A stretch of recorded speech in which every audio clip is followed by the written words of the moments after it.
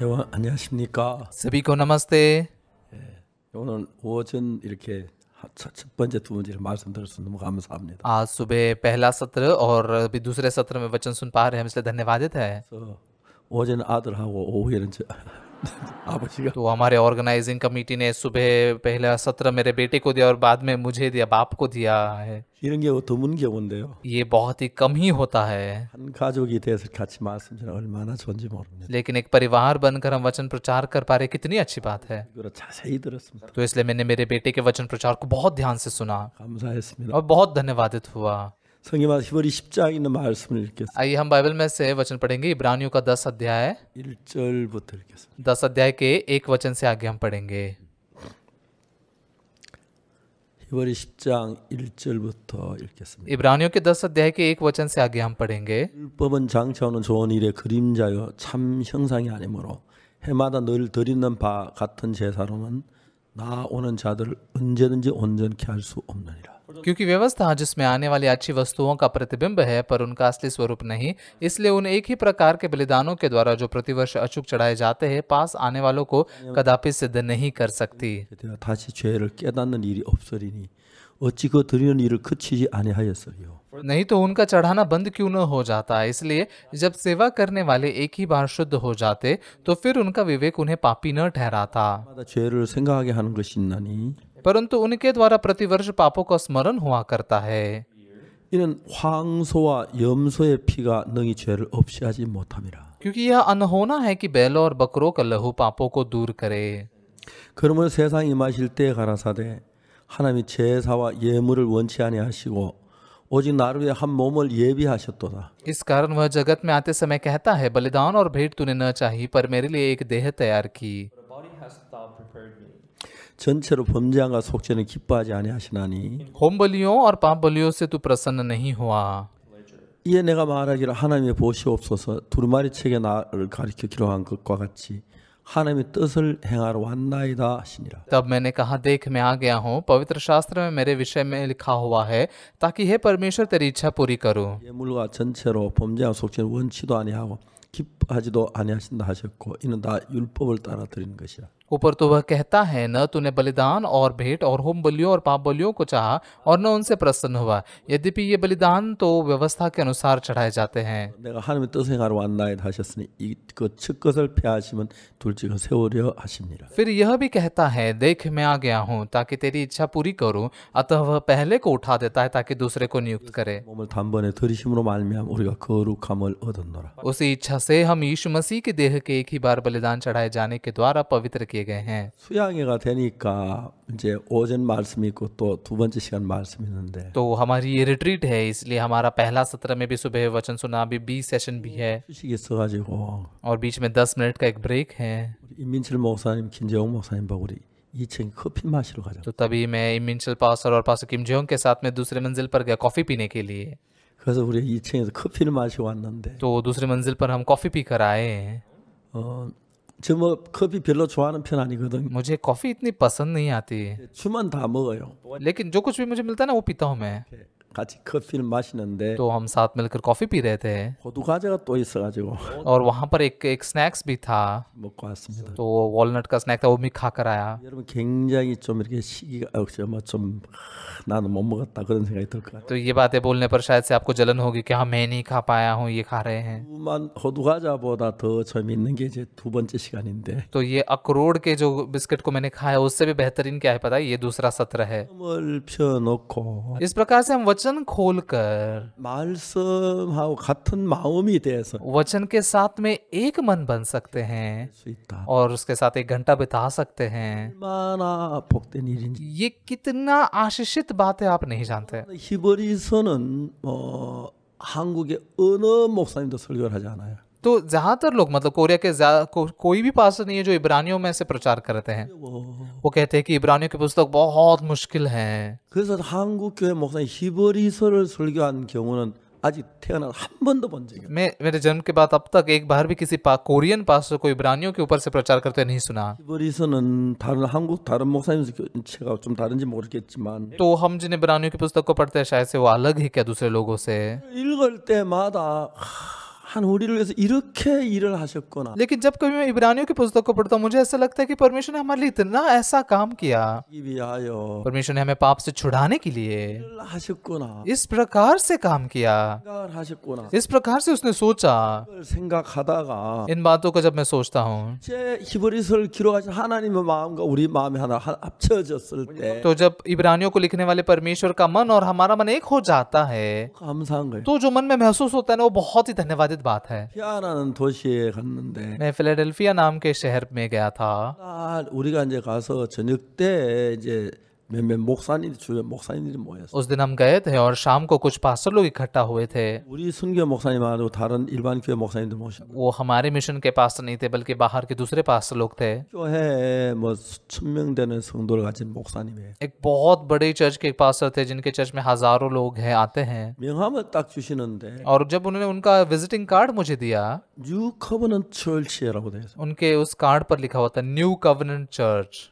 근데 물어봤어요. तो मैंने उनको पूछा 뉴 커버넌트가 뭔지 아십니까? पास्टर क्या आप जानते हैं न्यू कवनेंट क्या है? 모른다 그러시더라고요. उन्होंने कहा नहीं जानता। 그래서 제가 뉴 커버넌트 설명을 했어요. तो मैंने उनको न्यू कवनेंट के बारे में थोड़ा समझाया। 커버넌트란 말은 우리가 말 언약, 약속 뭐 그런 뜻이죠. तो कवनेंट का मतलब क्या है? वाचा मतलब एक प्रकार का वादा जो हम करते हैं, 언약 교회라 이런 뜻이죠. मतलब नई वाचा की कलीसिया है, ये उसका अर्थ है ना। 언약 교회는 새 언약이라는 말은 तो नई वाचा का मतलब क्या है? 8장 가늠한 여자 이야기가 확 드러난 일인데 ये बात यूहन्ना के 8 अध्याय में व्यभिचार में पकड़ी गई स्त्री के बारे में बहुत ही प्रकट होकर दिखती है।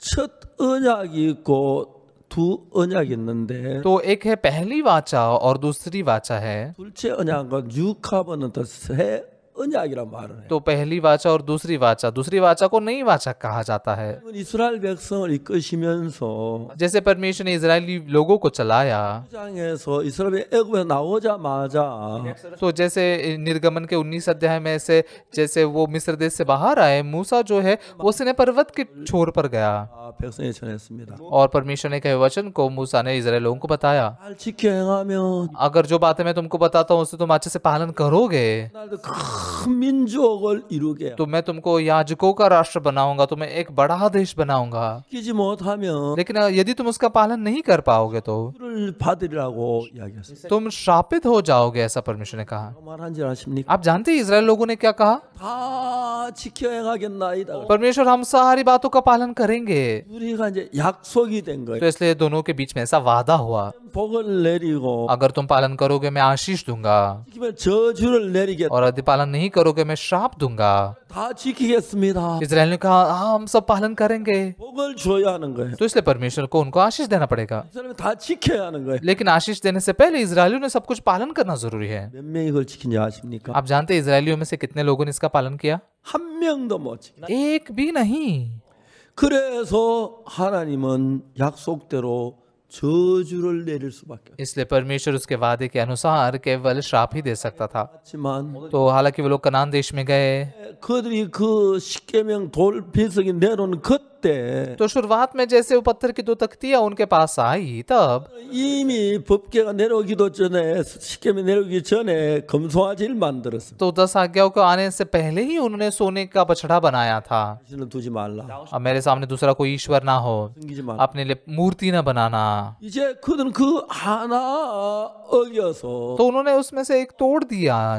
주를 약속대로 받을 수밖에. उस नियम को तोड़ने के कारण उस वादे के अनुसार उन्हें श्राप ही मिल सकता था। 모세가 이제 내려오면서 उस दिन जैसे मूसा नीचे उतर रहा था, 막 다 부숴버렸어. उसने 십계명도 깨뜨려. उसने उस 10 आज्ञा की तख्तियों को तोड़ दिया। 3,000명이 죽어요. उसी दिन 3000 लोग मारे जाते हैं। 약속을 했기 때문에 क्यों? क्योंकि उन्होंने वादा किया था, 뭐지 저주를 받기 때문에. अगर पालन करेंगे तो आशीष, नहीं तो श्राप। 율법이란 게 그런 거예요. तो व्यवस्था ऐसी होती है। 사람들은 너무너무 안타까운 것이 लेकिन बहुत दुख की बात क्या पता है, इन दिनों के लोग जो है, 두 번째 다시 이제 십계명 돌판을 만들어 가지고 तो उसके बाद में मतलब परमेश्वर ने दूसरी 10 आज्ञाओं की तख्तियां बना कर दी 짝 안에다 집어넣습니다. और वाचा के संदूक के अंदर रख दी 뚜껑을 닫는데 और उसके ऊपर से एक ढक्कन बंद कर दिया। 뚜껑 이름이 히브리 말로는 속죄소 उस ढक्कन का नाम जो है इब्रानी भाषा में प्रायश्चित का ढकना है। 우리가 볼 그 뚜껑이 뭐냐면은 तो हम जब देखते हैं वो ढक्कन क्या है,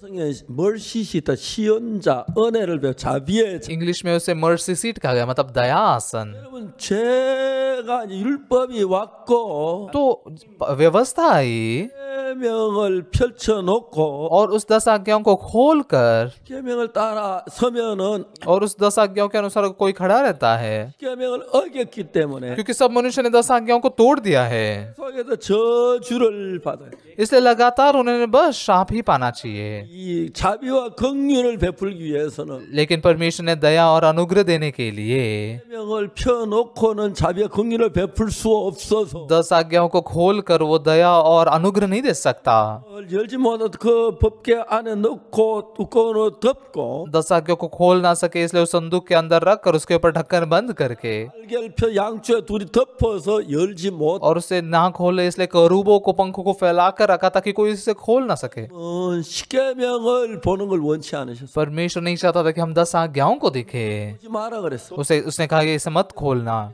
한 번도 열린 적이 없었는데 तब से लेकर एक बार भी वो 10 आज्ञा नहीं खोली गई। 제사장엔 아들이 있네 홈리와 비나아서 있어요. लेकिन याजक एली के बेटे हुमनी और फिनियास थे 있으면서 다른 레위인을 가져 제사장을 만들어야 하는데 और एली जैसे याजक है उसने दूसरे लेवियों को भी याजक बनाना चाहिए था, 홈리와 비나아스만 제사장으로. लेकिन एली बस अपने ही बेटे हुमनी और फिनियास को ही याजक बनाना चाहता था। 비나아스는 타락을 했어요. लेकिन हुमनी और फिनियास भ्रष्ट हो चुके थे, 많이 지었어요. उन्होंने बहुत पाप किया। 그들이 इस्रा엘 전쟁에 지게 됐는데 तो इसलिए वो इजराइल के द्वारा इजराइल युद्ध में हार गए। 갔는데 तो उनको लगा कि हम हार ना जाए इसलिए वो वाचा के संदूक को वहां लेकर गए 비나아스가 죽고 और उस युद्ध में हुमनी और फिनास मारे गए। 또 죽고 इस खबर को सुनकर याजक एली भी मारा गया। 참 비참했던 게 뭐냐면 और बहुत ही दर्दनाक बात क्या थी, 하나님의 종의 대를 끊어버린 거예요. परमेश्वर के दास का जो वंश था वो वंश ही खत्म हो गया। 법궤가 블레셋 나라가 잡혀갔다 다시 돌아왔는데 तो ये वाचा का संदूक पलिस्तियों के देश में गया था लेकिन वहां पर वापस लौट आया। लेकिन बहुत दुख की बात है, 대를 맞을 만한 하나님의 종이 없었어요. उस वाचा के संदूक को स्वीकार कर सकने लायक परमेश्वर का दास नहीं था।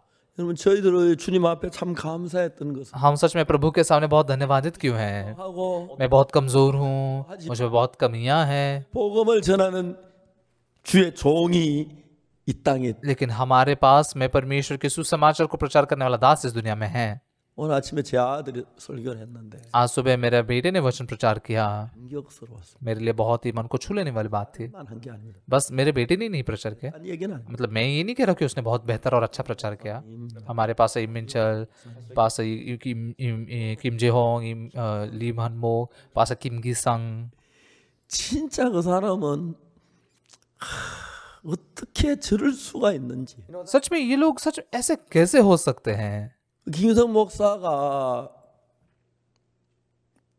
살인죄에 연루돼가지고 पास किम गिसंग जो थे वो खून के आरोप में जेल में थे। 이런 얘기를 하면 될는지 모르겠어요. माफ कीजिए मैं ऐसे बोलूं तो चलेगा कि नहीं चलेगा। 교도소에서 너무너무 오래 살았어요. और जेल में बहुत लंबे समय के लिए वो रहे 교도소에 이제 나오기 전에 और जेल में से बाहर निकलने से पहले 이제 같이 있는 동료 하나가 있었어요. उनके साथ में एक साथी था।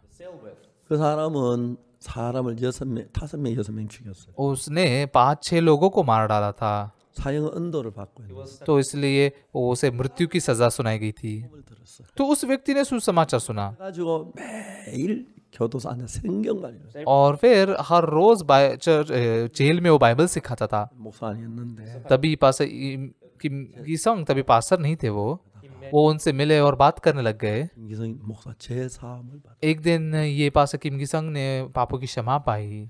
그래서 이제 3개월이 있으면 교도소를 나가는데 तो 3 महीने के बाद में किम गिसंग जेल से बाहर निकलने वाले थे, 하나님이 김기성에게 역사를 하셨어요. लेकिन परमेश्वर ने किम गिसंग के लिए काम किया। 교도소에 제일 진실하게 사는 사람이 기독교 인도자, 불교 인도자, 캐톨릭 인도자. और जेल में बहुत ही ईमानदारी से जीने वाले लोग कौन होते हैं पता है? क्रिश्चियन लीडर होते हैं, कैथलिक लीडर और बुद्धिस्ट लीडर होते हैं। 이 사람 거의 성자에 가까워요. ये लोग बिल्कुल संतों के समान जीते हैं। 하지만 그들이 교도소에 온 희생을 다해서 जेल में बहुत ज्यादा बलिदान करते हुए जीते हैं 교도소에 전도하고 그렇게. और फिर वो प्रचार भी करते हैं जेल में। लेकिन बहुत अजीब बात क्या है, 이제 교도소를 나가요. वो लोग जब जेल से बाहर निकलते हैं, 그분들은 뭐 장기 수기 때문에 10년, 20년 동안 교도소 안에 있던 사람. मतलब वो लंबे समय के लिए वहां पर रहते हैं, इसलिए 10-20 साल के बाद में ही जेल से बाहर निकल सकते हैं। 10년, 20년 죄를 한 번도 안 진 거예요. मतलब 10-20 साल के लिए उन्होंने कुछ भी पाप नहीं किया है, 수 없으니까. क्योंकि जेल में रहते हुए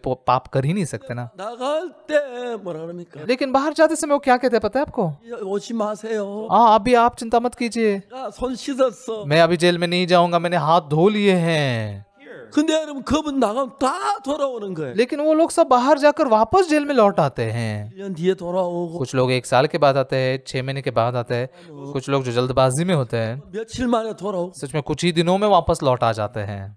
이 사건을 김기성 형제가 생각을 해요. इस घटना के बारे में भाई किमगी संग ने सोचा। 김기성 형제 그때 이미 구원을 받은 상태니까 तभी भाई किमगी संग ने उद्धार पाया था। 성령이 그 마음에 은혜를 베푸셨다. पवित्र आत्मा ने उनके मन में अनुग्रह दिया। 기독교 지도자, 불교적 캐톨릭 이분 거의 성자나 가까운데 वहां पर जो क्रिश्चियन लीडर, कैथलिक लीडर या बुद्धिस्ट लीडर है, वो बिल्कुल संतों के समान जीते थे। 수년 동안 뭐 10년 동안 15년 동안 죄 한 번도 안 지었는데 बहुत सारे सालों के लिए, 10-15 सालों के लिए उन्हें कुछ भी पाप नहीं किया होता। 안 지은 게 아니고 लेकिन उन्हें पाप नहीं किया, ये महत्वपूर्ण नहीं है। जेल के अंदर पाप नहीं कर सकते इसलिए नहीं किया, 돌아오는 거예요. लेकिन बाहर जाने के बाद वापस वो जेल में लौट आते थे। 그걸 보고 ये देखकर 김기성 형제는 भाई किमगी संग ने 내가 나가면 다시 돌아오겠어. सोचा कि अगर मैं बाहर जाऊंगा तो मैं भी वापस लौट ही आऊंगा। 교도소에서 내 인생을 끝내겠구나. मेरा जीवन इस जेल में खत्म हो जाएगा, 너무 슬퍼다. मैं बहुत दुखी हूँ। 안 돌을 방법이 없나? तो क्या जेल में नहीं आने का कोई तरीका नहीं है? 그 사람 자기보다 훨씬 진실한 사람 다 돌아오는데 난 뭐 대번 돌을 거야. मुझसे ज्यादा ईमानदार लोग इतने ज्यादा वापस लौट आते हैं, तो मैं तो कितने बार तो आऊंगा। तो इसलिए उन्होंने सोचा 나 뭐 어떻게 교도를 안 돌 수 있지? मैं कैसे बाहर जाकर इस जेल में वापस ना आऊं। ऐसे बहुत गहराई से सोचा, कोई तरीका नहीं था। 난 반드시 돌아온다. मैं तो पक्का वापस लौट आऊंगा, मैं तो लौट आऊंगा, 교도소 일생을 마치게 तो मेरा जीवन इसी जेल में खत्म हो जाएगा। 안 되겠다. 나 नहीं। 정말 교도 안 들어왔으면 सच में मैं चाहता हूँ कि इस जेल में मैं वापस ना आऊं। ऐसे 생각나면 ऐसे सोचते सोचते उन्होंने क्या सोचा, 이건 내 힘으로 안 돼. ठीक है मेरी ताकत से नहीं हो सकता, 누군가가 나를 도와주는 사람. किसी ने तो मेरी मदद करनी जरूरी है। 근데 뭐 신앙 기독교가 완전히 담을 쌓은 사람이에요. तो ये तो मतलब आत्मिक जीवन या क्रिश्चियनिटी के प्रति पूरी दीवार बांधे हुए व्यक्ति थे। 이 그 자기에게 복음을 전한 그 사람이 사형 언도를 받아 사형을 당했는데 तो जिन्होंने उनको सुसमाचार प्रचार किया उनको मृत्युदंड सुनाया गया, तो वो मारे गए। 책을 줘서 그 읽다 김기성 형제가 구원을. लेकिन उसने पापों की क्षमा की जो एक पुस्तक दी थी, उसे पढ़ते पढ़ते भाई किमगी संग ने उद्धार पाया था। 그 책을 가지고 밤을 새워가며 읽었다. उस किताब को पूरी रात भर वो पढ़ रहे थे। 너희 떨었는데 और जैसे दिन आया, 너무너무 죄가 다 없어진 거예요. किमगी संग भाई बहुत खुश हुए, मेरे सारे पाप मिट गए हैं। 그래서 그 아는 사람하고는 그 책의 저자 그 박옥수 목사라는 사람한테 편지를 썼어요. तो इसलिए उनके कोई पहचान की नहीं थी, इसलिए जो किताब के लेखक पासोक सुपार्क उनको खत लिखा, 근데 मेरी ऐसी परिस्थिति है, 인도해 주시겠다. पासो क्या आप मेरा मार्गदर्शन करोगे? 그래서 제가 오라 그랬어요. तो इसलिए मैंने उनको बुलाया। 아버지한테 다시 편지를 तो उन्होंने अपने पिता को भी एक खत लिखा, 몇 며칠 나간다고 아버지께 약속 드렸는데 पिताजी मैंने आपको वादा किया था इस दिन मैं जेल से बाहर निकलूंगा, लेकिन मैं नहीं आ सकता। 죄송합니다. 저는 다시 교도 올 것 같아서 저를 인도한 박 목사님 찾아가요. माफ कीजिए, अगर मैं आऊंगा तो वापस जेल में लौट आऊंगा ऐसा लगता है, इसलिए मुझे मार्गदर्शन करने वाले पासोक सुपार्क के पास मैं जाऊंगा। तो इसलिए पिताजी ने भी खत लिखा, 너 보고 싶다. मुझे तेरी बहुत याद आती है, लेकिन 그런 मा음을 가진다면 अगर तुम्हारे पास ऐसा मन है तो 참을겠다. मुझे याद आती है, लेकिन मैं इंतजार करूंगा। तुम जाओ पासक के पास जाकर उनसे मार्गदर्शन पाओ। 제가 대전에 있을 때 जब मैं देजन में था, 예전에 대전 우리 교회에 왔어요. भाई किमगी संग देजन में हमारे चर्च में आए। 정말 기뻤어요. मैं सच में बहुत खुश था। 우리 교회 빈 방에서 그 방에 거하게 했거든요. हमारे चर्च में एक खाली कमरा था, उस कमरे में उनको रहने के लिए हमने दिया। 영재가 우리 교회 와서 일주일 있었는데 ये भाई हमारे चर्च में आकर 1 हफ्ते के लिए रहे। 일주일 동안에 밖에 나가고 싶은 생각이 안 난 거예요. एक हफ्ते के लिए बाहर जाने की सोच भी नहीं रहे थे। 친구도 있고 만난 사람 많은데. मतलब बहुत सारे उनके दोस्त थे जिनसे वो मिलना चाहते थे। 그 이제 교회 안에서 화장실 청소하고 뭐 이거 다 하고. चर्च में टॉयलेट साफ करना, ये वो सारे काम वो करते थे। 영자 일생에 제일 행복한 때가 한밭교회 있을 때. तो ये भाई के लिए उसके जीवन में सबसे आनंदित जगह कौन सी थी पता है? हनबाट चर्च में रहते समय। ये सच में है, ये असलियत है। 불행하다고 생각하든 तो कभी उसने अगर सोचा दयनीय है, तभी आप हनबाट चर्च में आइए तो आप आनंदित होंगे। 인생에 제일 행복해. उनके जीवन में सबसे आनंदित समय वही था। 벌써 3개월인데 나 교도상 가. 3 महीने हो चुके मैं जेल में नहीं गया हूँ। 6개월인데 교도상. 6 महीने हो गए मैं जेल में नहीं गया हूँ। 근데 교도상. 1 साल हो गए मैं जेल में नहीं गया हूँ। 이게 어느 누구도 느끼지 못한 기쁨, 감사, 즐거움이었어요. ये ऐसी खुशी, धन्यवादिता और आनंद था जो कोई भी महसूस नहीं कर सकता था। 1년 지난 뒤에 1 साल के बाद में 선교학교를 들어왔어요. वो मिशनरी स्कूल में आए। 좀 옛날에 그 놀던 가락이 있어가지고 मतलब पहले के ऐसे यहाँ वहाँ का टपोरीपन उनमें था, 지금 놀진 않지만 लेकिन अभी तो वो इतना टपोरी नहीं है। 상태는 लेकिन उनकी जो मानसिक स्थिति है, 그 사람들처럼 딱 맺고 끊는 게 있더라고요. मतलब वैसे ही उनके पास में पहले के समान की थोड़ी मानसिकता है। 진짜 सच में 너무너무 좋았어요. सच में वो बहुत ही अच्छे थे। 선교학교 마치고 मिशनरी स्कूल खत्म होने के बाद 사역 이제 시작할 때 उन्होंने जब उनकी सेवकाई शुरू की, 결혼을 했어요. उन्होंने शादी की। 아주 예쁜 아가씨를 만나. बहुत ही सुंदर लड़की से मिलकर शादी की। 그 다음에 이 형제가 나가는 길 때문에 약간 뭐 이뚱이도 좀 없진 않았지만 तो उसके बाद में ये भाई जिस रास्ते में गया तो ऐसा नहीं कि थोड़ा टेढ़ा मार्ग में नहीं गया। 저는 제가 하나님 앞에 감사한 거예요. लेकिन मैं परमेश्वर के प्रति किस बात के लिए धन्यवादित हूँ? 걔가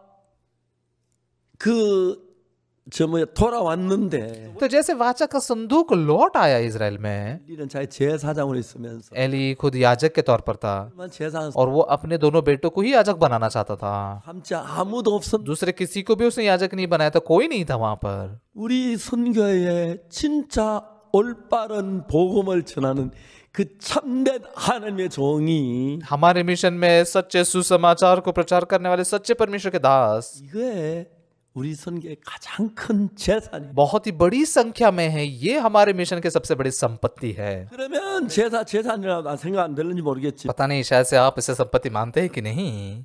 예수님을 마음에 모신 종, यीशु मसीह को अपने मन में पाए हुए से दास, 복음을 전할 수 있는 종. यीशु के सुसमाचार को प्रचार कर सकने वाले दास। 절에 또 뭐 찢고 뻗고 뭐 싸우고 뭐 싸웠다 하면 좀 말 하여튼 예 어쨌든 여러분 알아들으세요.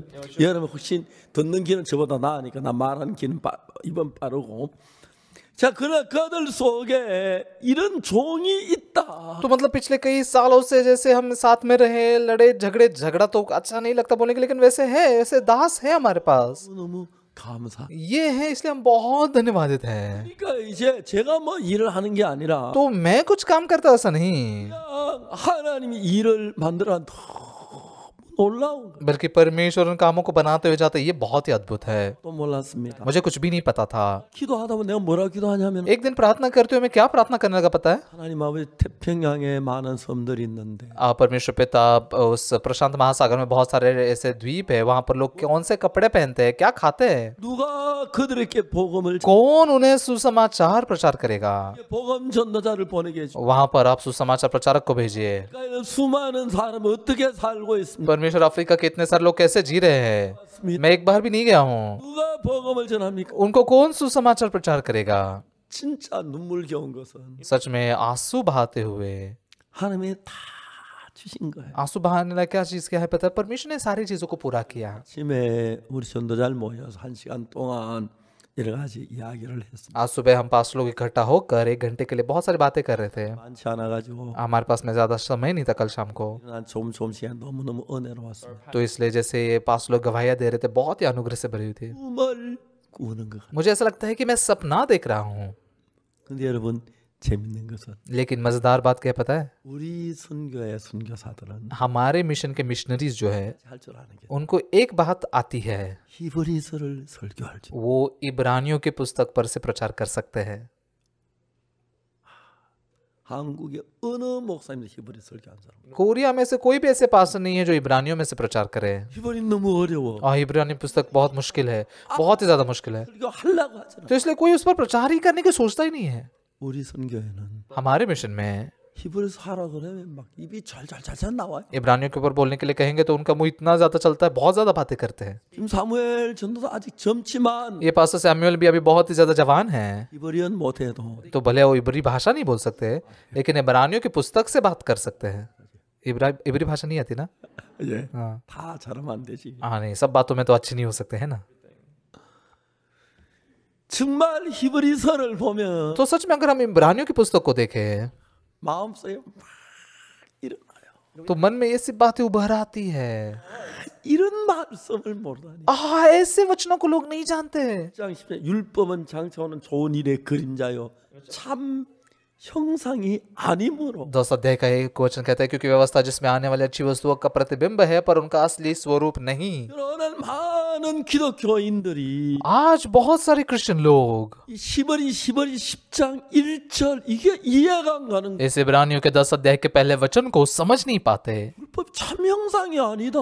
व्यवस्था जो है वो असली स्वरूप नहीं है 십계명인데 이거 지켜야지. और परमेश्वर ने दी हुई 10 आज्ञा हमने पालन करना चाहिए, 이 막 참 형상이 아니다. लेकिन ये अच्छी वस्तुओं का प्रतिबिंब है, असली स्वरूप नहीं, इसको समझ नहीं पाते। 십계명 지키는 게 신앙인 줄 아는데 तो इसलिए उनको क्या लगता है कि 10 आज्ञाओं का पालन करना ही आत्मिक जीवन है। 10장 1절에 율법은 장차 오는 좋은 일의 그림자요 참 형상이 아니므로 लेकिन 10 अध्याय के पहले वचन में लिखा है कि व्यवस्था आने वाली अच्छी वस्तुओं का प्रतिबिंब है, उनका असली स्वरूप नहीं। 언제 온전케 할 수 없느니라. इसलिए उन एक ही प्रकार के बलिदानों के द्वारा जो प्रतिवर्ष अचूक चढ़ाए जाते हैं पास आने वालों को कदापि सिद्ध नहीं कर सकते। 그림자야. ये क्या बताती है कि ये व्यवस्था जो है प्रतिबिंब है, असली स्वरूप नहीं है, वो असली नहीं है। 이해가 안 가는 거야. इस बात को लोग समझ नहीं पाते, 이해가 안 가. समझ नहीं पाते। 그러니까 이걸 어떻게 설명을 하죠? तो इसे कैसे वो समझाएंगे? 그 하로 율법 10월이 너무 어려워. तो इसलिए लोग क्या कहते हैं कि नहीं, इब्रानियों की पुस्तक बहुत मुश्किल है, बहुत मुश्किल है, 안 가. समझ नहीं पाते हम। 잘 몰라. तो इब्रानियों की पुस्तक हम नहीं जानते अच्छे से। 우리 교회 목회자들은 लेकिन हमारे चर्च के जो पास्टर लोग हैं, 누굴 세워도 किसी को भी आप खड़ा कीजिए, 10장 1절 इब्रानियों का 10 अध्याय का एक वचन, 기내물이에요. वो उनके लिए तो मतलब बहुत ही आसान है, वो बहुत ही तुरंत ऐसे बता सकते हैं। 그래요. सच में ऐसा बोलते हैं। 야, 여기다 지금 소리 아이고 배가 아파. तो ऐसा लगता है पेट दर्द कर रहा है, पेट दर्द कर रहा है, 김 목사 와서 좀 대신해. हे पास्टर कि मेरी जगह पर आकर आप प्रचार कीजिए, तो बहुत अच्छे से प्रचार करेंगे वो भी। 목사 와봐. आप पास्टर लिए आप आइए, 진짜 다 잘 잘해요. मतलब कोई भी क्यों ना है, सब अच्छे से प्रचार करेंगे इस बात को। 너무 쉬운 건데. ये इतना बहुत ही ज्यादा आसान है, 이거 너무 어려워.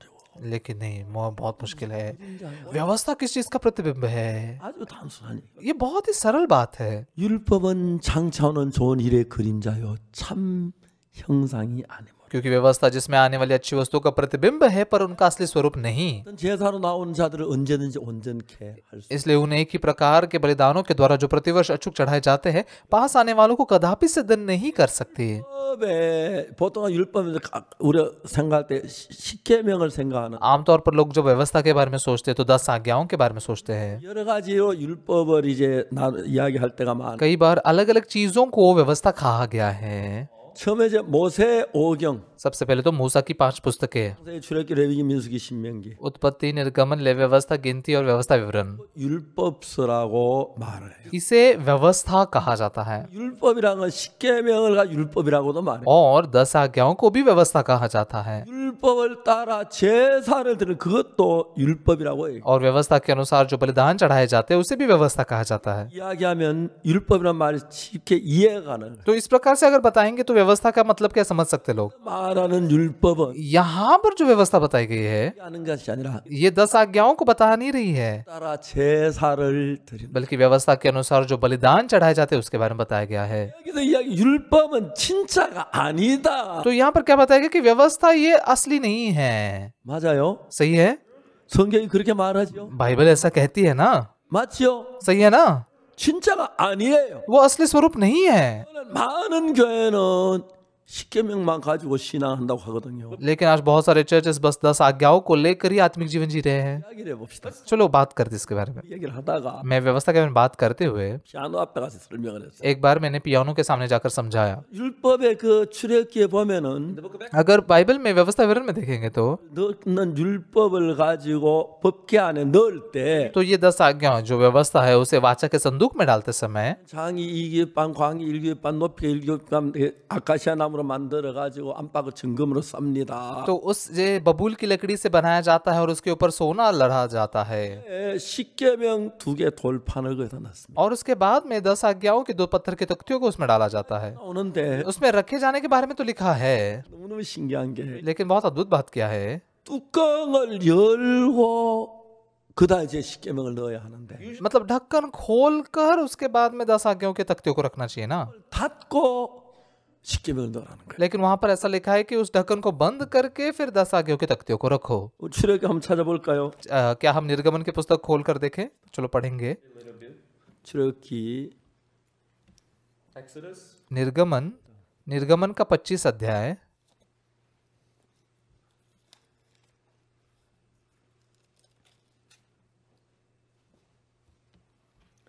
21절 उसका 21 वचन 속죄소를 궤 위에 얹고 그랬습니다. और यहाँ लिखा है और प्रायश्चित के ढकने को संदूक के ऊपर लगवाना।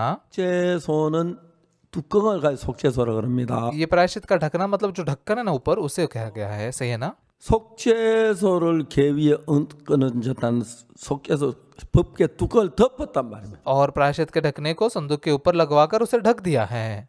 그러니까 이제 우리가 지금 알아요. 코끼리 냉장고에 넣는 법. तो आप जानते हैं कैसे एक हाथी को फ्रिज में डाला जाता है? 냉장고 문을 열고 पहले फ्रिज का दरवाजा खोलिए 끼를 넣고 और फिर हाथी को डालिए 문을 닫고 और दरवाजा बंद कीजिए, है ना। 그다음에 하마를 넣는 법. और उसके बाद में हिपोपोटामस को कैसे डाले? 문을 열고 दरवाजा खोले, 끼를 끄집어내 हाथी को बाहर निकाले 넣고 और उसके बाद में वो हिप्पो को डाले और दरवाजा बंद करे। 문을 열고 넣는 겁니다. यहाँ पर क्या होता है कि दरवाजा खोलकर डालना होता है। 여러분 그냥 읽으면 이게 무슨 말인지 그냥 이제 모르고 지나가. अगर आप बस ऐसे ही पढ़ोगे तो आपको मतलब पता नहीं चलेगा। 여기에 한번 걸린 적이 있어요. तो एक बार मैं यहाँ पर आकर अटक गया। 아니 뚜껑을 닫고 ये ढकने को बंद करके ऊपर लगवा कर 그걸 열고 법궤를 넣어야 하는데 इस ढक्कन को खोलकर इसके अंदर तख्तियां डालनी चाहिए ना, 닫고 넣어라. लेकिन इस ढक्कन को बंद करके उसे ऊपर लगा कर ये पत्थर की तख्तियां डालो। इसका मतलब क्या है? 뚜껑을 닫고 넣어. उस ढक्कन को बंद करके कैसे अंदर कुछ डाल सकते हैं? 내가 생각을 해봤어요. तो इसलिए मैंने सोचा 뚜껑을 열고 उस ढक्कन को खोलकर 십계명을 넣고 उसके अंदर 10 आज्ञाओं की तख्तियों को डालकर फिर ढक्कन बंद करें। 그거 하고 ऐसा करना 뚜껑을 닫고 이거 어떻게 넣어? और ढक्कन को बंद करके डालना, ये कैसे डाला जा सकता है? 그래 내가 뚜껑을 닫고 넣는 법 안 맞는 거 안 되겠어. तो मैंने कितना भी सोचा कैसे उसे ढक्कन को बंद करके डाले, नहीं हो सकता। 넣고 하니까 너무 쉬운 거예요. तो फिर भी एक हाथ से ढक्कन को खोलकर डालना ये तो बहुत आसान है। 그러니까 이제 뚜껑을 열고 돌비석을 넣고 다음에 뚜껑을 닫으면 अगर ढक्कन को खोलेंगे फिर पत्थर के तख्तों को डालेंगे और फिर बंद करेंगे तो 내 걸릴 것 같으면 अगर मतलब समय लगेगा तो थोड़ा समय लगेगा। 제끼고 넣고 나오면 금방 되는 거예요. 2-3 लोग लगेंगे तो उसे उठाकर तुरंत ही अंदर डाल सकते हैं उस पत्थर की तख्तियों को। 무슨 얘기입니까? इसका मतलब क्या है? 가능하면 율법 보는 시간을 줄여라. मतलब जितना हो सके उतना इस व्यवस्था को देखने का समय कम करो, ऐसा परमेश्वर कह रहे हैं। ये इसका मतलब है। 이해가십니까? क्या आप समझ पा रहे हैं? 여러분 뚜껑을 열고 ढक्कन को खोलकर 갖다 집어넣고 उसके अंदर पत्थर की तख्तियों को डालना और ढक्कन को बंद करना, 율법 보는 시간이 길지요. तो ऐसे समय में व्यवस्था को देखने का समय बढ़ जाता है। 율법과 뚜껑을 딱 털고 딱 넣으면 금방 되니까. लेकिन व्यवस्था को लेकर बस उस ढक्कन को ऐसे थोड़ा सा खोलकर डालेंगे तो तुरंत डाल सकते हैं। 그러니까 여러분 하나님은 तो इसलिए परमेश्वर 우리에게 긍휼을 베풀기 위해서 हमें दया देने के लिए 법을 가지고 우리를 대하면 자비를 베풀 수 없어. अगर वो हमें व्यवस्था से हमारे साथ व्यवहार करता है तो हमें दया नहीं दे सकता। 법은 긍휼이 없습니다. व्यवस्था में दया नहीं है, 하나님은 긍휼이 있습니다. परमेश्वर में दया है। 하나님은 긍휼을 베풀기 위해서 तो इसलिए परमेश्वर दया देने के लिए 돌비석 안에 넣고 뚜껑을 닫고 닫고 उस पत्थर की 2 तख्तियों को 10 आज्ञाओं को उस वाचा के संदूक के अंदर डालकर ढक्कन बंद करना है। 하고 그걸 멀시시터라 뚜껑이라 그러는데 तो उस ढक्कन को प्रायश्चित का ढकना कहते हैं या दयासन भी कहते हैं। 이제 박옥수 목사야 तो ये पास्टर ओक्सू पार्क, 만나고 싶은데 मैं तुझसे मिलना चाहता हूँ, 뚜껑 위에서 만나겠다 그래. लेकिन मैं उस दयासन के ऊपर, उस ढक्कन के ऊपर तुझसे मिलूंगा। क्यों? 법계가 저 율법이 없는 데서 क्योंकि जहाँ पर व्यवस्था नहीं है वहां पर मिलूंगा। 보지 않고 मैं व्यवस्था को नहीं देखते हुए, 만나고 싶다. मैं बस ऐसे ही तुझसे मिलना चाहता हूँ। 너 만나기 싫다. मैं व्यवस्था के द्वारा तुझसे मिलना नहीं चाहता, बिना व्यवस्था के मिलना चाहता हूँ। 하나님이 우리를 아시는 거예요. परमेश्वर हमें जानता है, 하나님 우리를 너무 사랑하셔서 परमेश्वर हमें बहुत ज्यादा प्यार करता है। 그걸 하셨어요. वो जानता था कि हम पाप करेंगे, 그래서 말했어요. इसलिए उसने कहा, 내 법을 다 지키면 복을 받고 अगर तुम मेरे सारी व्यवस्था का पालन करोगे तो आशीष पाओगे, 이제 뭐나 저주를 받는다. अगर पालन नहीं कर पाओगे तो शापित होंगे। 그때 इ스라엘 백성들이 तभी इजराइल लोगों ने 하나님 감사합니다. कहा कि परमेश्वर धन्यवाद, 저들은 하나님의 법을 어길 수밖에 없습니다. परमेश्वर हम आपकी व्यवस्था को तोड़ ही सकते हैं।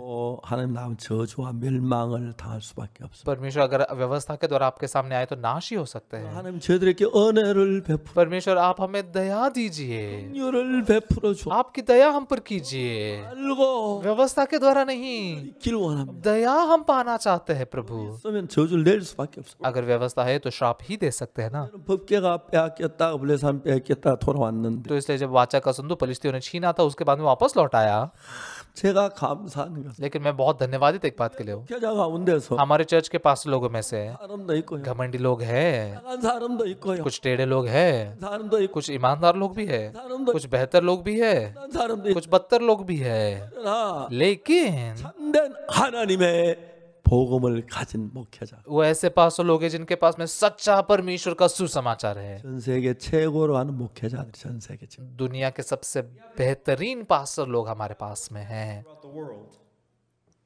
얼마나 감사한지. ये कितनी धन्यवादितता की बात है। 요즘 내가 안 하던 이야기 있어요. असल में कुछ ऐसी बात है जो मैं अक्सर बताया नहीं करता। 1971년에 1971 में 그 어떤 선교사가 एक मिशनरी जो थे, 어디 가자 하더라고. उन्होंने मुझसे कहा कि चलो कहीं तो जाएंगे। 갔는데 तो मैं उनके साथ गया 부천역에서 내렸는데 और बुचन के स्टेशन पर उन्होंने मुझे उतारा 키가 큰 아가씨가 하나 나와요. और एक बहुत ही लंबी ऐसी एक लड़की सामने से आई 이제 그 집에 가서 점심을 먹었어. और उनके घर पर जाकर हमने दोपहर का खाना खाया। 우리가 뭘 먹었냐면 उस दिन हमने क्या खाया, 어떤 그 먹었는데 मतलब कुछ तो स्वादिष्ट ही खाया।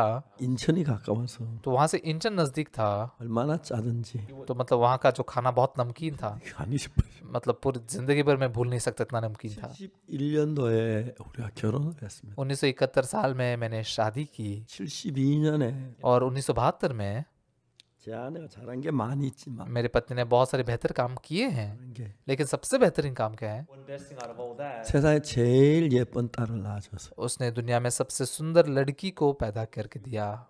제 진짜 딸이 나고 तो सच में जैसे मेरी बेटी जन्मी, 딸이 나고 बेटा जन्मा, 그때 우리가 제일 가난할 때 तब हम सबसे ज्यादा गरीब थे। 그때도 참 많이 굶고 그랬는데 हमारे बच्चे भी कई बार बहुत बार भूखे रहे। 저도 이제 아버지가 되고 तो मैं भी जैसे एक बाप बना, 어머니가 मेरी पत्नी भी माँ बनी। 이제 그렇게 우리가 지내오면서 ऐसे जैसे हम जीते हुए आए। 저는 72년도에 은숙이가 태어났고 1972 साल में मेरी बेटी उनसुक जन्मी, 4년도에 영국이가 태어났고 1974 साल में मेरा बेटा यंगुक जन्मा 그리고 76년에 और 1976 साल में 학교가 태어났어. हमारा मिशनरी स्कूल जन्मा। 너무 감격. मैं बहुत ही मतलब मेरा मन छू लिया जाता है इस बात से। 제가 얘기를 했습니다만 저기 처 외삼촌이 있는데 임영빈 박사라 मैंने जैसे बताया था कि मेरे पत्नी के एक मामा जी थे, इनम्यंगिन नाम था उनका। 유명한 분입니다. वो बहुत ही ऐसे मशहूर थे। 찾아갔습니다. मैं उनके पास गया, 제가 선교 학교를 하려고 합니다. मैंने उनसे कहा कि मैं मिशनरी स्कूल शुरू करना चाहता हूँ। तो ये मिशनरी स्कूल क्या होता है? 꼭 설명을 했어요. तो मैंने उनको समझाया 그런께서 और उन्होंने 뭐라고 하시면 क्या कहा पता है? 너 어떻게 이런 생각을 다 했냐? हाँ, तूने ऐसी बात कैसे सोची? 너무 좋다. बहुत अच्छी बात है ये 너무 좋다. ये बहुत ही अच्छी बात है। 그런데 लेकिन 내 나이가 너무 늙었다. मेरी उम्र बहुत ही ज़्यादा हो चुकी है, 내가 같이 하면 너 도움이 안 되고 폐해될 것 같아. मैं साथ में अगर काम करूँगा तुम्हारे लिए मदद नहीं बल्कि नुकसान ही साबित होऊंगा। 내가 너 못 돕지만. मैं तुम्हारी मदद तो नहीं कर सकता। 그러면서 그분 당이 쓰시는 책이 있는데 원서 전부 있는 거. और उनके कमरे में जितनी किताबें थी वो सारी किताबें लेकर आकर मुझे देने लग गए। 한 짐을 저에게 줬어요. मतलब पूरी ऐसे बैग भर के ऐसे किताबें दी, 그 책만 얻어가고 오고 बस वो किताबें ही पाकर मैं आया। 성경학교를 76년도 시작했어요. और ऐसे हमने 1976 साल में मिशनरी स्कूल की शुरुआत की। 이제 5 여학생 2명 남학생이면 5명이 시작. तो शुरुआत में 5 लोग थे, 2 लड़कियां 3 लड़के। 그 지금까지 하면 계속 성경학교를 하면서 अब तक लगातार जैसे परमिशन मिशनरी स्कूल चलाने दिया, 정말 정금같이 귀한 하나님의 종들을 이렇게 배출할 수 있어요. सच में वहां से सोने के जैसे शुद्ध और मूल्यवान परमेश्वर के दास बन सके। 꿈을 꾸는 것 같아요. मुझे ऐसा लगता है कि मैं सपना देख रहा हूँ। 오늘은 수많은 우리 사역자하고 전 세계 사역자 인터넷에서 아침에 대화를 했습니다. आज हमारे मिशन के बहुत सारे जो पास्टर लोग हैं, आज सुबह ही मैं कुछ पास्टर लोगों के साथ में इंटरनेट से बात कर रहा था। 한 시간 반 동안 이야기를 했는데 हमने लगभग 1.5 घंटे के लिए बात की। 이야기하고 싶어서 날이 좀 시간이 안 돼서 मतलब मैं बहुत बात करना चाहता था लेकिन समय नहीं था, इसलिए बातें रोकनी पड़ी। 그들 속에 역사하는 하나님, 특히 이번에 그 영화에 대한 이야기. और उनके अंदर कैसे परमेश्वर ने काम किया, विशेष करके इस बार जो फॉरेन टूर्स मूवी के बारे में। 뭘 해도 세계 최고가 되는 거예요. हम कुछ भी क्यों ना करें, हम दुनिया के सबसे बेहतरीन बन जाते हैं। 또 세계 최. हमारा क्वायर भी दुनिया का सबसे बेहतरीन है, 총회장도 세계 제일 미남이고. और हमारे जो सेक्रेटरी है वो भी सबसे सुंदर है। सही है ना, है ना? 박옥수 목사 세계 입이 제일 크고. और पास्टर ओक्सू पार्क का मुंह भी दुनिया में सबसे ज्यादा बड़ा है। 하나님께서 많은 걸 주셨어요. परमेश्वर ने हमें बहुत सारी बातें दी है। 하나님이 우리 선교회를 사랑하고 계신다는 걸 부인할 수 없는. मैं इस बात का इनकार नहीं कर सकता कि परमेश्वर हमारे मिशन से बहुत प्यार करता है। 자주 하나님께 묻습니다. मैं अक्सर परमेश्वर से पूछता हूँ, 왜 나를 구원하셨어요? परमेश्वर आपने मुझे उद्धार क्यों दिया? 제 친구한테 진짜 저보다 목회 잘해준 사람 참 많았는데 मेरे दोस्तों में से ऐसे बहुत सारे लोग थे जो मुझसे कई ज्यादा बेहतर सेवकाई कर सकते थे, 나를 구원했어요. लेकिन मुझ जैसे बदतर व्यक्ति को क्यों उद्धार दिया? 키도 적고 मैं इतना बदसूरत हूँ, नाटा हूँ, 왜 나를 구원하셨어요? मेरा मन भी बहुत सकरा है, क्यों मुझ जैसे इंसान को आपने उद्धार दिया? 문제가 안 되는 거예요. लेकिन कोई बात समस्या नहीं बन सकती, क्यों बताए? 하나님의 종들이 क्योंकि मूल्यवान परमेश्वर के दास 이제 전 세계에서 움직이는데 अभी पूरी दुनिया भर में काम कर रहे हैं 세계가 꿈틀꿈틀하는 거. और उनके द्वारा पूरी दुनिया हिल रही है। 정말 이번에 우리가 휴스턴에서 캠프를 했는데 इस बार सच में हमने ह्यूस्टन में कैंप किया। 휴스턴의 그 박성덕 목사라고 ह्यूस्टन में पाक संदक नाम के पास्टर है। 32살이 한 33살쯤 उनकी उम्र कितनी, 32-33 साल होंगे, है ना? 40? 그래? क्या बात कर रहे हो? 네가 맞겠다. हाँ तुम सही होंगे, तुमसे बड़े हो। 너 지금 몇 살? हाँ तुम्हारी उम्र कितनी है? 아 그래. 아이고, 미안하다. 34 साल है। अरे माफ करो, माफ करो। 내가 어린애로 생각했거든. मुझे तो लगा पास्टर सैमुअल बच्चे हैं, 정말 그랬어요. लेकिन सच में ऐसे हैं। 말 잘 안 듣고 मतलब ये मेरी बात भी अच्छे से सुनते नहीं है ना। 진짜 그랬는데 सच में ऐसा मुझे लगा। 그 간증을 들은 거예요. लेकिन वो पाक संदक पास्टर की मैंने गवाही जो सुनी, 칸타타를 준비했는데 उन्होंने क्रिसमस कंटाटा की तैयारी की। 휴스턴의 제일 좋은 공연장이 ह्यूस्टन का सबसे बेहतरीन ऐसा ऑडिटोरियम उन्होंने चुना। 이름이 뭐지? उसका नाम क्या था? 도요타 센터. Toyota centre. 좌석이 10,000개. उसमें 10,000 सीट्स है, 좀 무지무지하게 큰. मतलब बहुत ही बड़ा ऑडिटोरियम है। 지금 만석이나 되는데 तो 10,000 सीट्स है, 앞에 몇 자리 비고 다 आगे के कुछ सीटें खाली थी लेकिन बाकी सब पूरी भरी हुई थी। 만여 명이 모인 거예요. वो 10,000 लोग भरे हुए थे। 며칠 전에 물었어요. कुछ दिनों पहले मैंने पूछा, 형제 हे भाई पार्क, 어떻게 했냐? कैसे तुमने ये सब किया? 그 도요타 센터 하루 저녁 빌렸는데 12만 5천 달러. टोयोटा सेंटर को एक शाम के लिए किराए पर लेने के लिए $1,25,000 भरने पड़ते हैं। मतलब 3, 4천 예. 이렇게 한 3, 4천 됩니다. मतलब 95 लाख रुपए तक हो जाते हैं वो। 성도는 한 2, 30명 되는데 और चर्च के भाई बहन बस कितने 20-30 होंगे। 형제 그 시작한 거예요. तो ये भाई ने उस काम की शुरुआत की। 그 휴스턴 그 도시에 우리가 본 구원받은 목회자들 무지무지하게 많은 거예요. लेकिन ह्यूस्टन इस शहर में हमारे द्वारा उद्धार पाए हुए बहुत सारे पास्टर लोग हैं। 그분들이 우리가 그 저 칸타타 한다는 이야기를 듣고 जैसे उन्होंने सुना कि हम कंटाटा करने वाले हैं, 봤어요. उन्होंने आकर देखा 물어봤어요. और पूछा 뭘 빌렸느냐? क्या किस ऑर्डर को किराए पे लिया? टोयोटा सेंटर को लिया है। 센터를 टोयोटा सेंटर? हाँ। 거기 대관료가 얼마냐? वहां पर कितने लोग बैठ सकते हैं? 25,000불입니다. उसका खर्चा कितना है? $1,25,000। 그래. क्या बात कर रहे हो? 왜 조그만데? ठीक है, चर्च तो तुम्हारा छोटा है। 근데 전부 다 카드를 다 수표를 썼죠. तो उन सारे 5 लोगों ने कार्ड दिए या फिर चेक लिखा।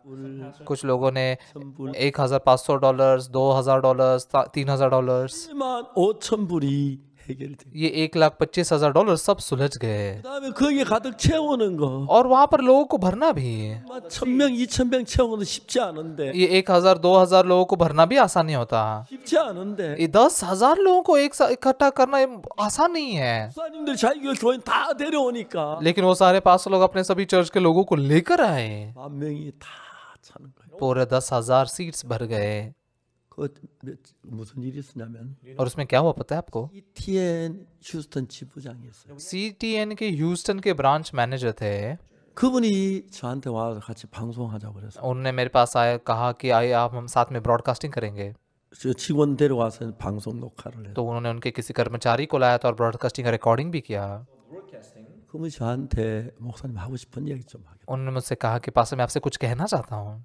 파키스탄 출신인데 वो पाकिस्तान से थे। 파키스탄 자라다 이번에 미국 가서 그 CTN을 맡게 됐다. तो मैं जैसे अमेरिका में आया, CTN की जिम्मेदारी मुझे दी गई, ऐसा वो कह रहे थे। 파키스탄은 전부 다 해교 신도들인데 मतलब पाकिस्तान में बहुत सारे मुस्लिम लोग हैं, 뭐라고? लेकिन आप ये देखिए 폰에 모이는 사람이 무지무지한 10만 명쯤 넘는 वो उनका फोन दिखा रहे थे कि वहां पर बहुत सारे लोग इकट्ठा हुए थे, लाखों लोग थे। 예수 믿는 사람이 ये सब यीशु पर विश्वास करने वाले लोग हैं। 부탁했어요. पास्टर आपसे एक विनती करना चाहता हूँ। 저 파키스탄 한번 가시. पास्टर मेरे साथ में आप एक बार पाकिस्तान में आइए। 갑시다.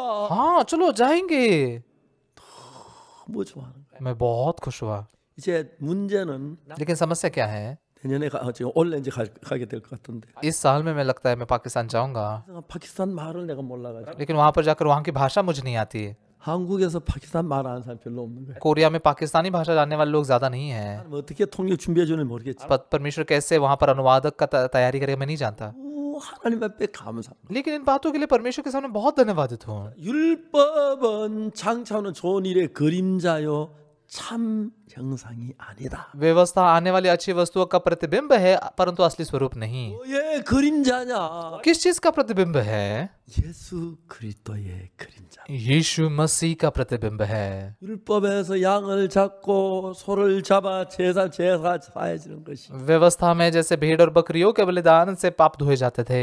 님은 세례 요한이 보라 세상 죄를 지원 하나님의 어린 양이. यीशु के बारे में यूहन्ना बपतिस्मा दाता ने कहा कि देखो परमेश्वर का मेमना जो जगत के पाप उठा ले जाता है। 이 우리에게 가르치는 것은 예수님이 오셔서 우리 죄를 사는 그걸 설명해 주는 것. व्यवस्था में क्या सिखाती है कि कैसे यीशु मसीह आकर हमारे पापों को धोता है। 나는 율법을 지켜서 거룩하게 되려고. लोग व्यवस्था का पालन करके पवित्र बनने की कोशिश कर रहे हैं, 지려고 व्यवस्था का पालन करके धर्मी बनने की कोशिश कर रहे हैं, 가려고. व्यवस्था का पालन करके स्वर्ग में जाने की कोशिश कर रहे हैं। 하나도 범하면 लेकिन अगर एक भी व्यवस्था को तोड़ेंगे तो 해결하지 하나를 갈 수 없는. उस पाप को बिना सुलझाए वो स्वर्ग में नहीं जा सकते। 그 예수 하나님 어린 양 예수님이 오셔서 व्यवस्था क्या बताती है कि परमेश्वर का मेमना यीशु आकर 그 모든 죄의 형벌을 받음. हम व्यवस्था का पालन नहीं कर पाए उस सारे पापों का दंड चुकाकर 하는 그것을 예표로 보여주는 거예요. वो हमारे पापों को धोएगा। इसे एक उदाहरण के तौर पर दिखाया गया है। 지었지 परमेश्वर कहते तुम लोगों ने पाप किया ना, 받아서 너희 죄를 이어받고 तो ये मेमना जैसे इसके सिर पर हाथ रखकर तुम्हारे पाप उस पर लादे जाते हैं, 사해지는 उसके बाद में उसके मृत्यु से तुम्हारे पाप धोए जाते हैं। 자야. ये परछाई है। 양이 와 बाद में परमेश्वर का मेमना आएगा,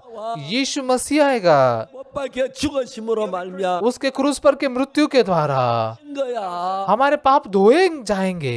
그걸 설명하기 위해 되었지. ये समझाने के लिए परमेश्वर ने ऐसा किया। 우리는 그것도 모르고 हम ये भी नहीं जानते 법을 지켜야 복을 얻는다. और सोचते हैं कि व्यवस्था का पालन करके आशीष पाएंगे। 그래서 여러분 이스라엘에서 율법을 다 어겼습니다. तो इसलिए इजराइल लोगों ने सारी व्यवस्था को तोड़ दिया 저주를 받았어. और सबने श्राप पाया। 이스라엘 나라가 그 찰나했던 그 뭐야 다윗 솔로몬 시대가 지나가고 तो जैसे दाऊद और सुलेमान का समय बीत गया, तब से 를 보면서 व्यवस्था में भी उन्होंने पाप किया। 바빌론으로 뭐 로마 저 뭐야 포로 당해가.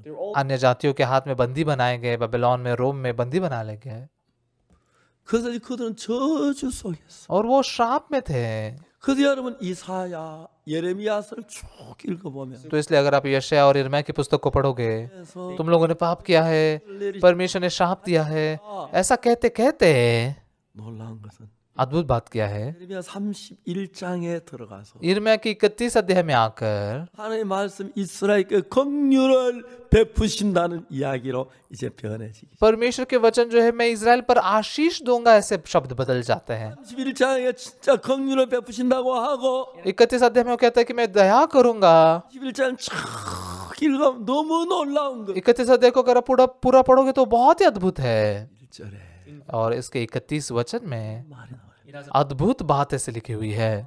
여호와가 말하노라. फिर यहोवा की भी यह भी वाणी है, 그러나 날이 이르니 내가 이스라엘 집과 유다 집에 새 언약을 세우랴. सुन ऐसे दिन आने वाले हैं जब मैं इजराइल और यहूदा के घरानों से नई वाचा बांधूंगा। 가지고 영어로 뉴 커버넌트라고 말해요. इस नई वाचा को इंग्लिश में न्यू कवेनेंट कहा जाता है। 첫 번째 언약은 पहली वाचा जो थी 산에서 세운 십계명으로 세운 것인데 सिने पर्वत पर बांधी गई ऐसी 10 आज्ञा की वाचा थी। 못 지키면 उस व्यवस्था का पालन करेंगे तो श्राप आशीष है, वरना श्राप है। 지키겠다고 약속을 해서 इजराइल ने वादा किया कि वो पालन करेंगे, 법으로 말미암아 되어질 때는 और व्यवस्था के द्वारा जब वो परमेश्वर के सामने जाते हैं, 계속 우리는 저주 व्यवस्था को तोड़ने कारण लगातार हमारे ऊपर श्राप श्राप और श्राप ही है। 법을 세워놓고 서로 지키는 약속을 했기 때문에 व्यवस्था को स्थापित करके पालन करने का वादा किया क्या? 저주를 받아야만 हमने व्यवस्था को तोड़ने के बाद में सिर्फ शापित ही होना चाहिए, 하는 परमेश्वर ने हमें श्राप ही देना चाहिए। 이스라엘에서 저주를 받았습니다. और इजराइलियों ने श्राप पाया। 정말 그 포로를 당해가지고 많은 나라로 포로를 떼가 सच में वो बंदी बनाए गए, बहुत सारे देशों में उनको जाना पड़ा। 하나님이 이스라엘 백성들을 사랑했습니다. परमेश्वर ने इजराइलियों से प्यार किया, 우리를 사랑했습니다. हमसे प्यार किया। 저주 받는 게 하나님의 마음에 평안이 있을 리가 없어. हम श्राप पाए ये परमेश्वर के मन में वो पसंद नहीं करता, तो इसलिए उन लोगों का उनको उद्धार करने के लिए व्यवस्था के द्वारा नहीं, 율법을 지키면 벌 받고 못 지키면 저주 받는 그 십계명을 법인 아닌 तो व्यवस्था के पालन करेंगे तो आशीष, नहीं तो श्राप, इस व्यवस्था के द्वारा नहीं। 언약을 세웠는데 पहले तो 10 आज्ञाओं के द्वारा ये वाचा बांधी गई थी, 그래서 그 십계명을 넣은 그 법궤를 언약궤라고 말해요. तो इसलिए उस संदूक में जहाँ पर व्यवस्था रखी गई उसे वाचा का संदूक कहते हैं। 하나님은 그 십계명 말고 तो परमेश्वर कहते हैं व्यवस्था के द्वारा नहीं, 커버넌트 नई व्यवस्था, न्यू कवेनेंट के द्वारा, 언약을 नई वाचा को स्थापित करता है।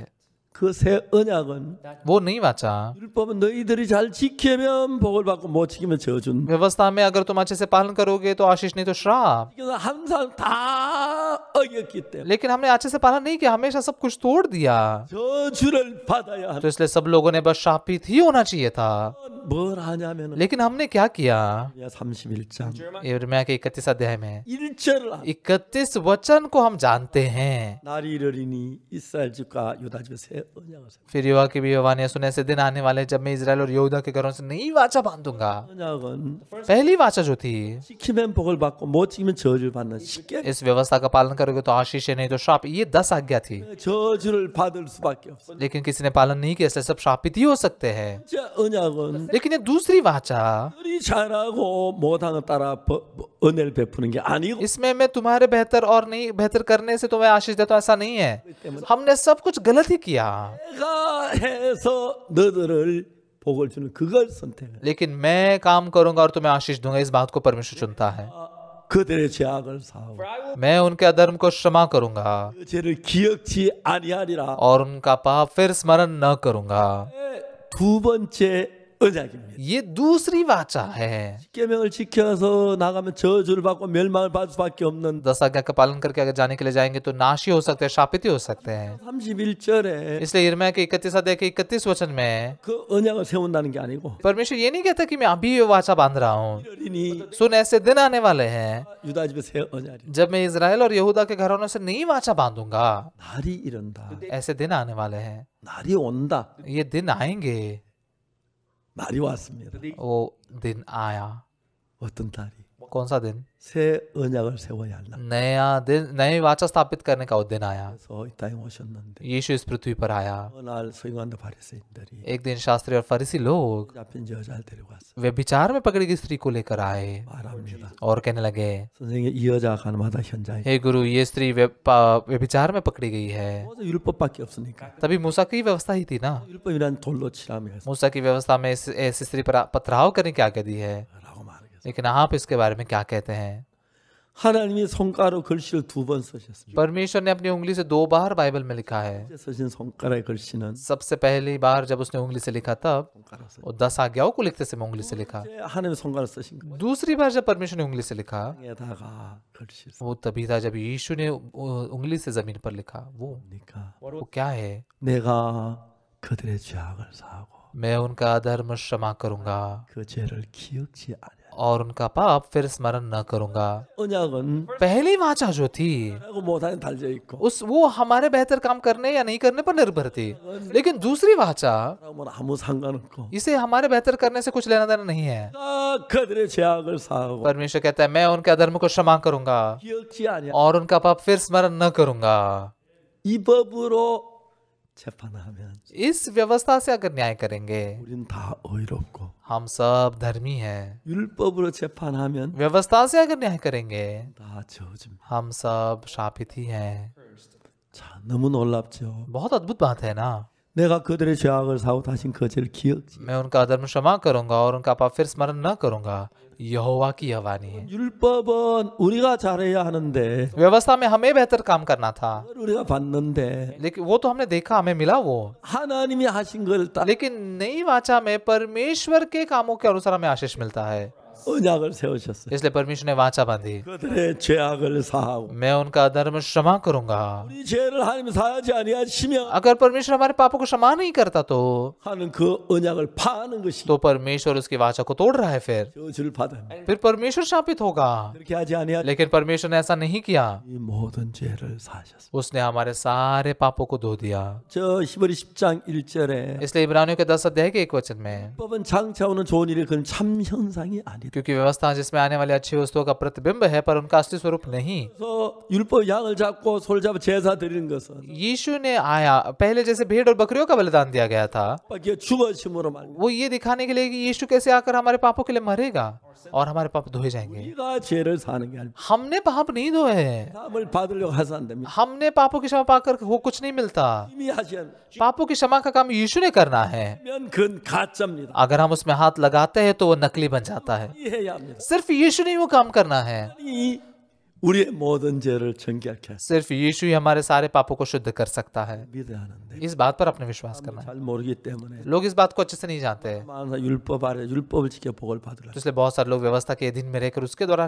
आशीष पाने की कोशिश करते हैं। 하나님께서 परमेश्वर जो है 우리 선교회에 हमारे मिशन के लिए 귀한 복음을 주셨습니다. उसने ऐसे मूल्यवान सुसमाचार दिया। 누구든지 다 이런 이야기 할. हमारे मिशन में कोई भी ये बात बता सकता है, 아직도 참 많은 사람 लेकिन अभी भी बहुत सारे लोग 법에 매여가지고 व्यवस्था से बंधे हुए हैं 거도 और उसे तोड़ने के बाद भी 어기고 और पालन करने की कोशिश करते, फिर से तोड़ते हैं, फिर से तोड़ते हैं। 죽을 때다 사람들 벌벌 떱니다. तो इसलिए मरने के समय में लोग थर-थर कांपते हैं। 장로님들이 그냥 잘 살던 어느 죽음 앞에 설 때는 बहुत सारे एल्डर लोग अच्छे से जीते तो है, लेकिन मृत्यु के सामने खड़े होकर बहुत घबरा जाते हैं। 내가 죄가 있는데 हाँ, मुझ में पाप है। 저 나타밀 대통령 जॉन आटमिस जो राष्ट्रपति थे, 열심히 믿은 분인데 उन्होंने परमेश्वर पर बहुत ही ज्यादा विश्वास किया, 벌 떨고 있었어. लेकिन मृत्यु के सामने वो थर-थर कांप रहे थे। 왜요? क्यों? 첫 언약에 매였습니다. क्योंकि वो पहली वाचा से ही बंधे हुए हैं। 장차오는 좋은 일의 그림자요 참 형상이 아니므로 व्यवस्था आने वाली अच्छी वस्तुओं का प्रतिबिंब है पर उनका असली स्वरूप नहीं। 율법 그 자체는 그림자입니다. व्यवस्था खुद ही में प्रतिबिंब है। 예수님이 오시고 우리 죄를 죽으실 걸 그림자로 보여주시고 यीशु मसीह आकर कैसे हमारे पापों के लिए मरेगा, इसे इस परछाई के द्वारा दिखाया गया है। 예수님이 오셔서 समय जब आया तब यीशु आया।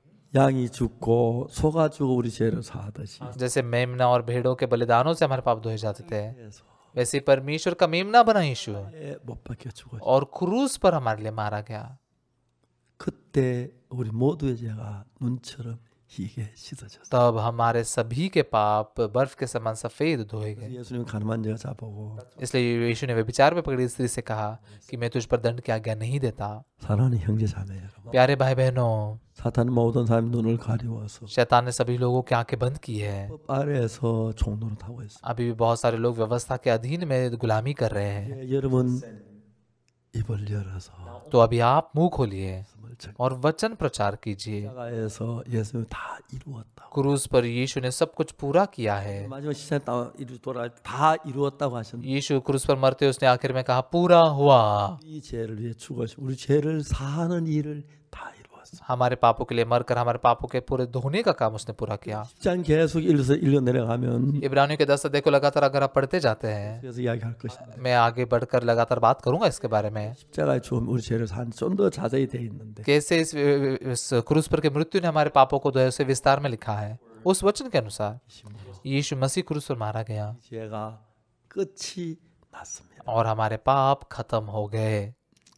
이것이 복음입니다. ये सुसमाचार है। 우리 선교안의 모든 목사님이 이런 복음을 가지고 있어서 हमारे मिशन में सारे पास्टर लोग जो हैं, उनके पास ये सुसमाचार है। 안에 किसी भी देश में क्यों ना जाए, 거듭난 사람이 일어나고 नए सिरे से जन्म पाए हुए लोग उभर रहे हैं 그게 너무 놀랍습니다. और ऐसे अद्भुत काम और ऐसे धन्यवादित हूं मैं। 복음을 계속해 전할 수 있는 건 너무 감사합니다. ये सुसमाचार को लगातार प्रचार कर पा रहा हूं, उसे धन्यवादित हूँ। 영광을 돌립니다. परमेश्वर की महिमा करता हूँ। 이 뜻을 쫓아 उसी इच्छा से 몸을 단번에 드심으로 말미암아 यीशु मसीह के देह के एक ही बार बलिदान चढ़ाए जाने के द्वारा हम पवित्र किए गए हैं। 제사장마다 매일 서성이며 자주 같은 제사들이 돼.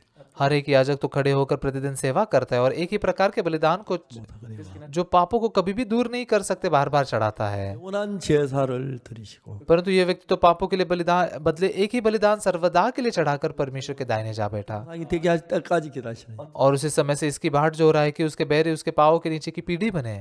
और उसके बाद 제가 한 제물로 거룩하게 된 자들을 영원히 온전케 하셨느니라. क्योंकि उसने एक ही चढ़ावे के द्वारा उन्हें जो पवित्र किए जाते हैं सर्वदा के लिए सिद्ध कर दिया है। 아멘. आमेन, 아멘. आमेन, 할렐루야. हालेलुया। 여러분 이런 말씀을 들을 수 있는 길을 주셔서 감사하고 सच में ऐसे वचन को सुनने के कारण परमेश्वर ने हमें दिए, धन्यवाद हूँ मैं। 십계명한 이런 말씀을 들으면 죄에서 벗어나서 은혜를 베푸는 하나님 얼마나 10 आज्ञाओं के बारे में ऐसे वचन सुनकर पापों से छुटकारा हम पा सके, इसलिए परमेश्वर के सामने कितना धन्यवाद हूँ मैं। 하다가 이 말씀을 받았는지 तो कैसे हमने इस वचन को स्वीकार किया। 만사 율법 아래에서 죄인이라고 하고 있는데 बहुत सारे लोग व्यवस्था के अधीन में खुद को पापी कहते हैं। 그래서 이제 여러분 우리는 올라가 2020년인데 तो ये जो साल है 2022 है, 그래서 십자가에 못 박이 2000년이 지났는데 यीशु को क्रूस पर मरकर 2000 साल बीत चुके हैं। 지금 우리는 입을 열어서 तो हम भी अपना मुंह खोलकर 복음을 전하는 것입니다. इस सुसमाचार को प्रचार करें। 아멘. आमेन। 여러분 다 그렇게 하시겠죠? आप सब लोग ऐसा करेंगे ना। 제가 2022년부터 시작해 봅시다. 2022년부터 तो 2022 साल से इसी की शुरुआत करते हैं, भले हम उसमें कमजोर हैं, 한마디라도 하십시오. लेकिन एक शब्द क्यों ना हम बोलेंगे, तो फिर 여러분 입을 통해서 परमेश्वर आपके मुख के द्वारा 뜻을 이루어 가실 줄 믿고 वो परमेश्वर की इच्छा को पूरा करेगा 복을 받게 될 줄 믿습니다. और आप आशीष पाओगे, ऐसा मैं विश्वास करता हूँ। 감사합니다. धन्यवाद। 하겠습니다. आइए हम प्रार्थना करते हैं। 감사합니다. प्रभु आपको धन्यवाद देते हैं। 그때 피 우리를 यीशु मसीह के लहू ने हमें शुद्ध किया है, 우리의 의가 아닙니다. हमारी धार्मिकता के द्वारा नहीं। 누더기 같습니다. प्रभु सच में हम तो बहुत ही दुष्ट और बुरे हैं, लेकिन 구원만 이 놀라운 복음이 यीशु के लहू से उद्धार पाने के अद्भुत सुसमाचार 방송을 통해 나가고 있습니다. परमेश्वर के अनुग्रह से पूरी दुनिया भर में ब्रॉडकास्टिंग के द्वारा पहुंच रहा है। 복음을 전하는 우리 모든 동역자들에게 형제자매에게 축복해 줘. परमेश्वर इस सुसमाचार को प्रचार करने वाले हमारे सारे साथी और भाई बहनों को आशीष दीजिए। 좀 믿습니다. परमेश्वर आप इसमें प्रसन्न है, ऐसा विश्वास करता हूँ। 축복해 주옵소서. आप इस सेमिनार को आशीष दीजिए। 기도드립니다. यीशु के नाम से मैंने प्रार्थना की, आमेन। 여러분 대단히 감사합니다. सभी को बहुत बहुत धन्यवाद।